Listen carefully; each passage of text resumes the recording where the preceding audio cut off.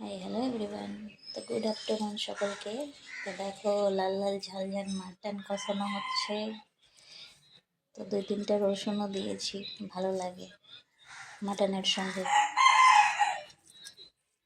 আর এখানে রয়েছে বাঁধাকপি, বেশি কিছু করিনি। এখানে খেতে বসছে তোমাদের দাদা ভাই।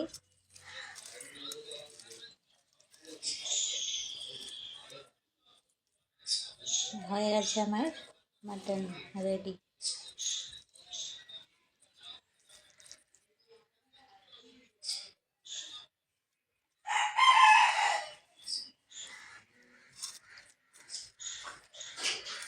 আর রসুন দিলে আলাদা একটা টেস্ট লাগে, মানে খাওয়ার ইচ্ছেটা বেশি হয় মাংসটা। দেখো খাচ্ছে, মাংসটা খুবই দারুণ হয়েছে টেস্ট।